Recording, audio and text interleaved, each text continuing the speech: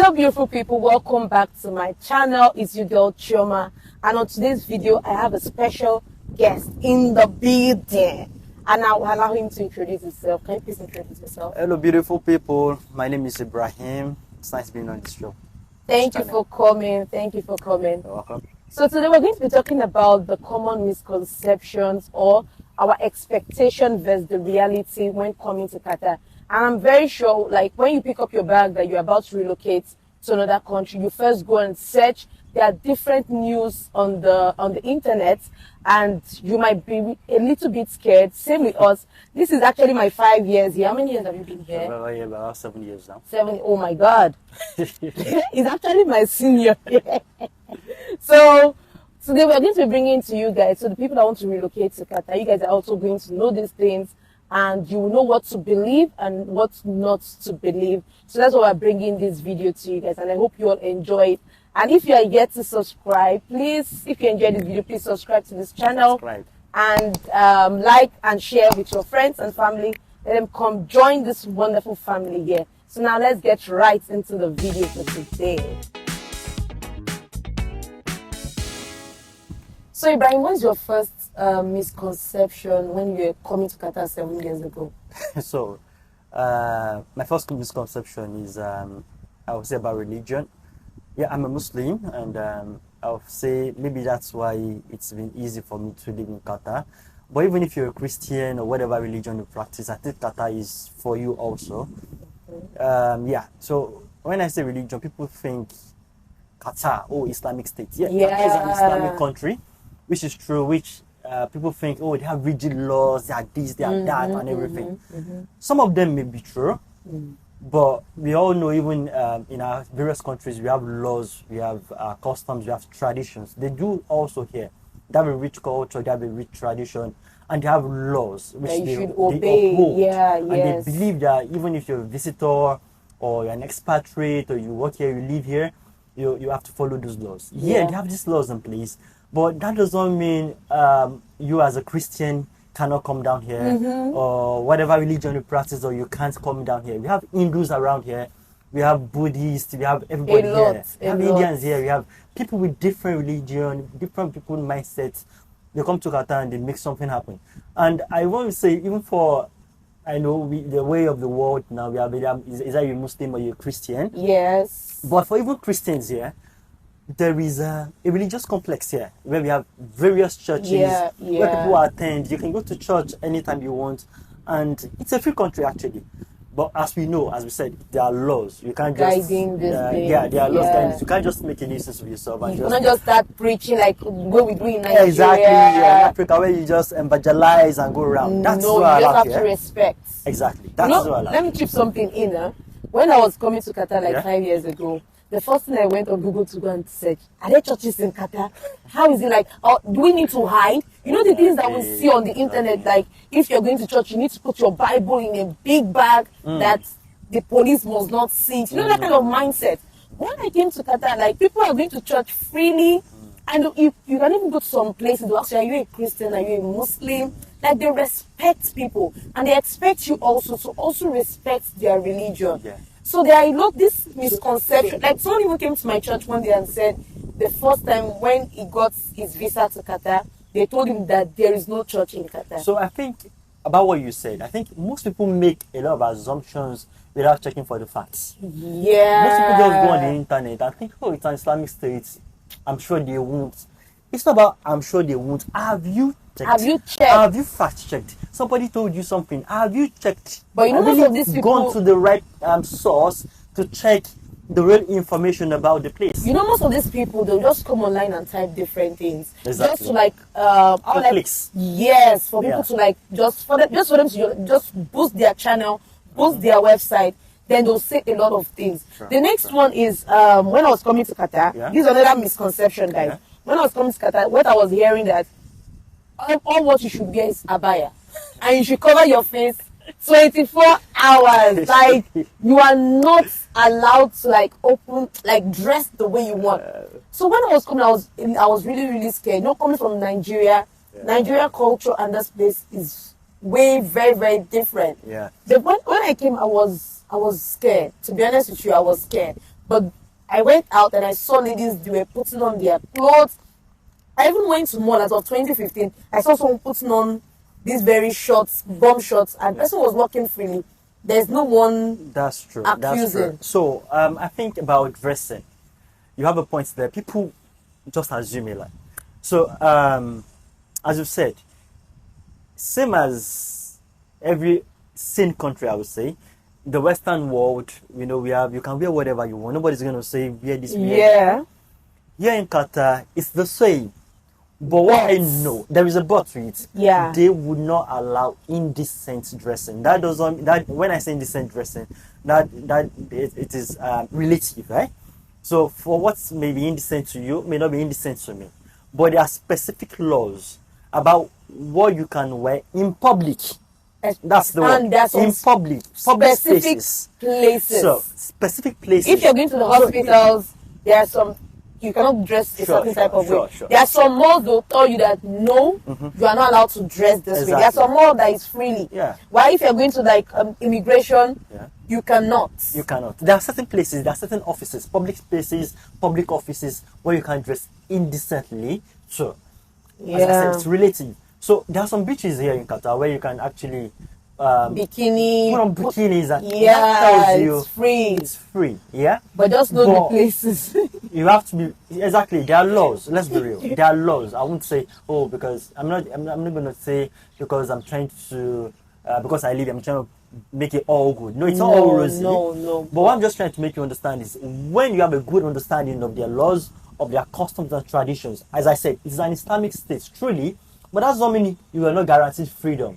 That doesn't mean you cannot do what you want to do or act what you want to act if it is within the confines of the laws, which I think are still very reasonable.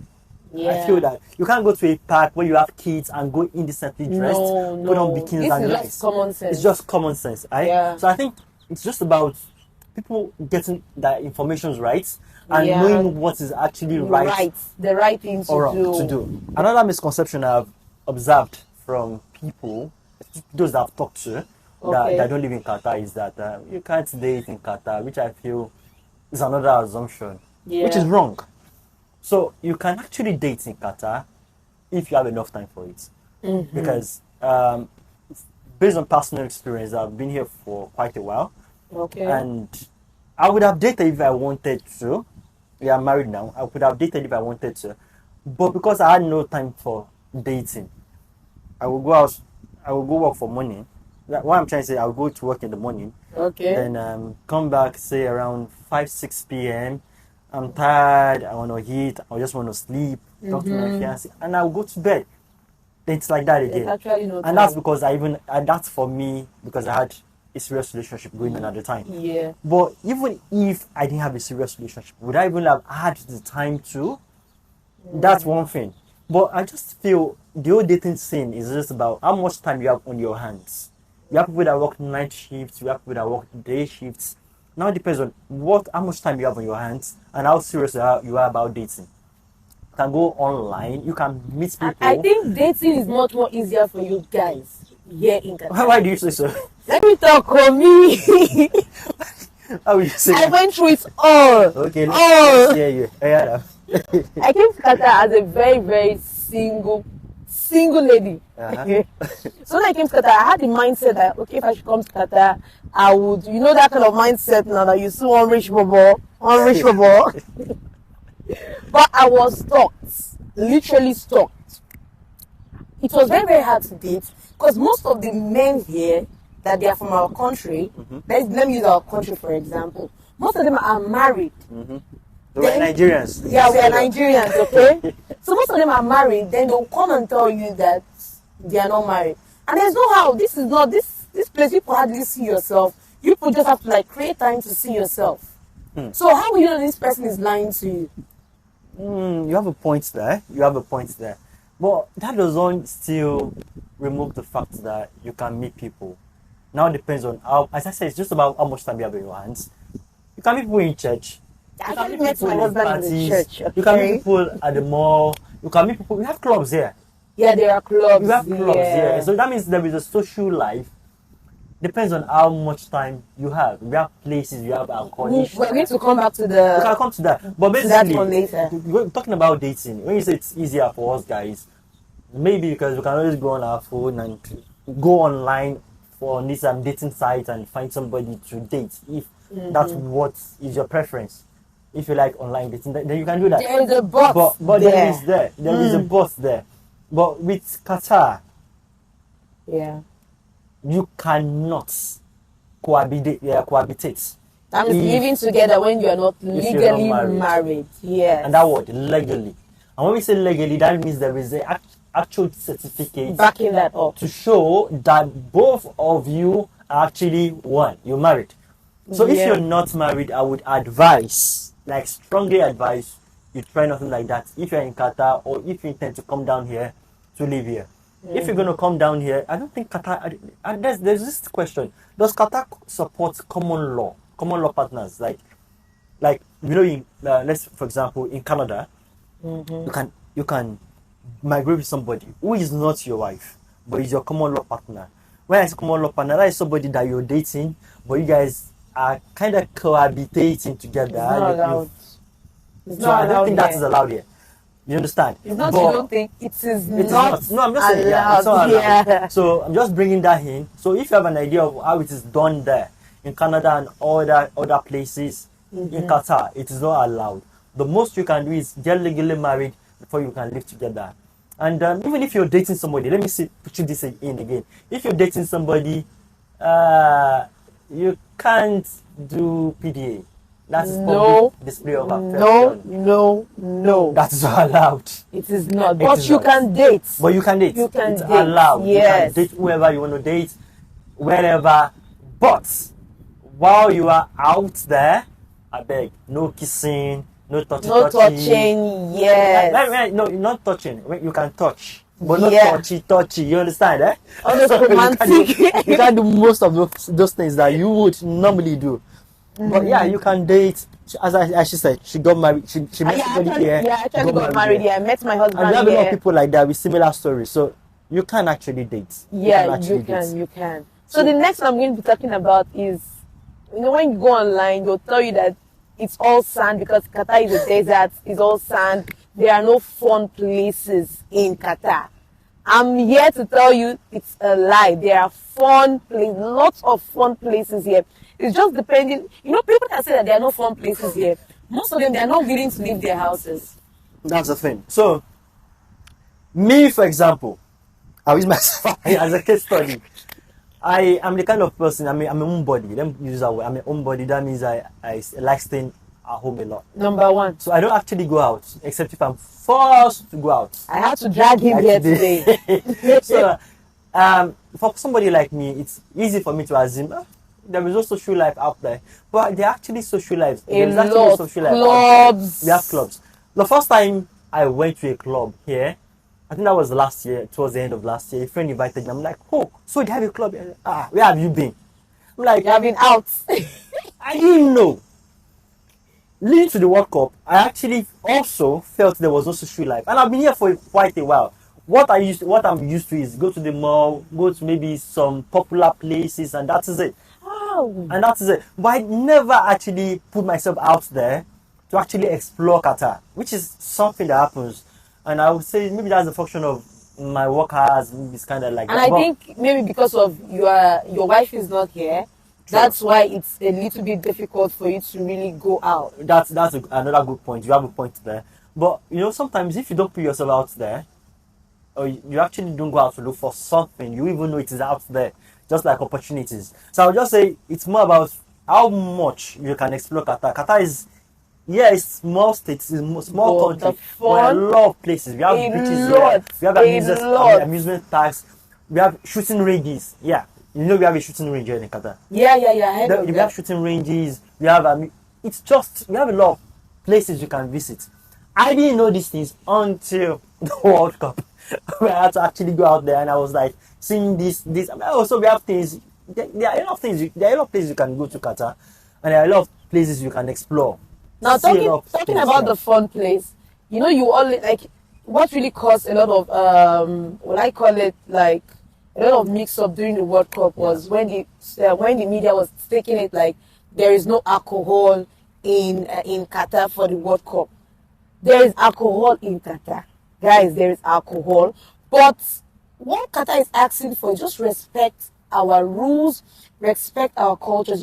There's some restaurants or bars, you're going to find alcohol there. And if you have your license, you can walk into what's that place called? These are the brewery. The brewery, then you can get... So when we talk about that, for an Islamic state, if it were, that means they should have a brewery, but Qatar has a brewery.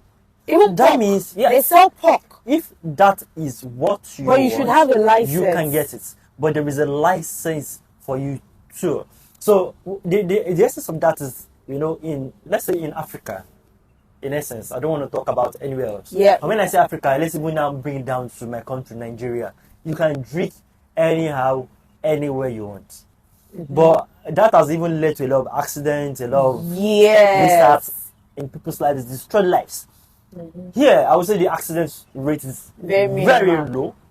Not even very, very low. Mm-hmm. Why? It's because you can't drink and drive, you can't text and drive. There are a lot of laws regarding this, which has kept people safe. So for alcohol drinking, you can drink wherever you want, but it has to be in the clubs or in your house. Hotels. In your house, if you have a license, you have a license to buy. But if you don't have a license, you can go to the club, you can go to the bar or restaurant that are selling it. Then you drink it there, but minimal. Yeah. So the only place, so that means that the only places you can get alcohol to buy is in the club or in the hotels. If you have, I think they can sell those to you without licenses. There are some. Yeah, without license. Yeah. No, you so can you can't just like in Nigeria. But for you to have it in your house or in your car, you should have a license to buy. Yeah. So there are fun places in Qatar, but it's depending on what you call fun. The language. When I was coming to Qatar, I was thinking the only language here is Arabic. That if I don't understand Arabic, I cannot communicate with anyone. And I've been in Qatar for actually 5 years now, and I haven't still known how to speak this Arabic. But I am still communicating. So people think like if you are coming to Qatar, if you don't understand Arabic, you cannot communicate with people, you cannot talk to people, they would not listen to you. Well, there's an advantage if you understand Arabic, but that is not really a must. What can you say about it? So let me about my personal experience now. Okay.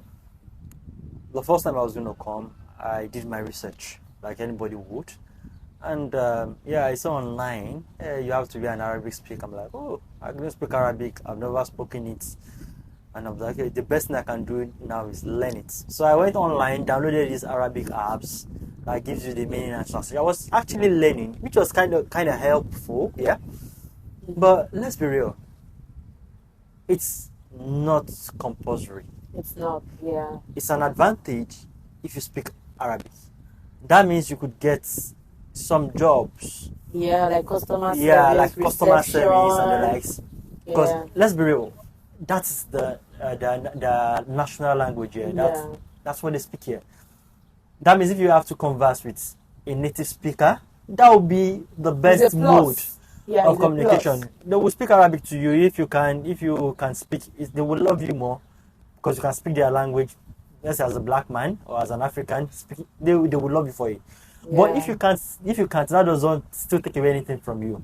Mm-hmm. Just like if you're an Arabic speaker, it gives you more opportunities out there to maybe qualify for certain jobs out there. And as I've said, makes you converse with more people, make more friends, meet more Qataris. Yeah. Like, have fun. Seriously. So you it's speak actually an advantage. So we have people that I have a friend who is like a polyglot. He speaks about different languages now. And he didn't learn this language until he got here. Now, Idris, he speaks Hindi. Which country? He's a Nigerian. Wow. Now he speaks Hindi like flawlessly. He's learning Arabic. He speaks also. He's speaking Turkish. Yeah, he speaks that also. How? And I really wish I can learn. I just want to even learn Arabic. Yeah. I wish I can even get someone. If you can teach me Arabic, please put it in the comment section. I am willing to learn. You can learn. You can actually learn. I think there are some centers there that actually teach that. So if you wanna, you can actually learn. But as I said, just an advantage. It's an advantage if you but speak not Arabic. a must. But it's not a must because being real, I work in construction and the kind of English you speak here, it's kind of like Shwai means smart. we just play around it, but the main thing is be understood. You understand? Yeah, Once you understand, if you're communicating and you use your body language. For the ones that don't understand you, when you gesticulate and do all those things, yeah, they would understand definitely. So the last point we're going to be talking about now is the weather. You know, when you're coming to Qatar, they say Qatar is hot. Yes, this is not a myth. It is actually hot during summer. Yep. But that doesn't mean you cannot survive the hotness. Yeah, he actually worked in construction. According to what I heard, before he's going to come in, according to what I heard, during the summer, if you're working in construction outdoor, you're not allowed to work outdoor from 10 o'clock to 4 o'clock. But from 4 o'clock, the weather is a little bit down, then you can start working again. What can you have to say about that? So, see, if you don't live in your country, when you're in Rome, you behave like a Roman. when you're in Rome, you behave like a Roman. When you're in Qatar, you behave like a Qatari. Exactly, like a Qatari. Exactly, yep. That's the thing. So the thing is, the truth is, most people think it is hot. Very hot. Yes. It is hot. Most people think it's very hot. Yes, it is very hot. But the truth is, you acclimatize. There is that word. You will survive. You will get used to it. I have been here. When it comes, I know how to survive. We are all living. You build survival skills. Let's be real about it. So people that live here, they've learned how to survive. Yeah. So with that means that we have things you can do. We have offices with ACs, fully air conditioned. Your rooms, your apartment, everywhere is fully air conditioned. And about what you talked about working from 10 to 3, which is true. It's called summer timing. So when it is summer, which is when it's very hot, you're not allowed to walk outside in outdoor, in the open areas from 10 to 3. That's 3 o'clock, not 4 o'clock. Okay. 10 a.m. to 3 p.m., which we believe is the hottest part of the day. So you're not allowed to walk. So when it cools, then you can walk from there on. And that depends on the industry. That is for construction. People that work in offices can continue to work. Because everywhere is fully air conditioned, so you won't even know it is summer, except when you step outside or you're gonna drive. You feel it. What it is? It is very hot. Let's be real. It's very hot. It is what it is. There's something with if you go to the UK or you go to Canada or US or anything, it's very cold. You migrate there knowing that it's very cold there too. But you survive, right? You survive. So it's what it is. You just build survival skills. I think that's just the advantage of it. And I think this period is even actually raining more in Qatar. This year we really experienced rain. Unlike before. Like I thought I was in my country this year. The rain was coming back to back. We really enjoyed the weather. We did. So we are done with today's video on the misconceptions about Qatar, and I hope you all enjoyed the video. Let us know your thoughts in the comment section, and thank you for coming, Ibrahim. And if you guys want to see more on my channel, please put it in the comment section. We'll see you all in the next one. If you're yet to subscribe, what do you tell them? Subscribe, like, share. Come join this family. Yeah, comment. We need your comments, okay? We need your comments. Alright, see you all in the next one, but always remember to love yourself. We're signing out. Bye. One of the ones I had before coming, hold on. Is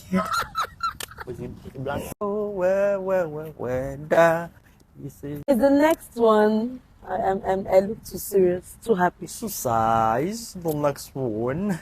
Period. Okay. This is Shioma's vlog, period. Ile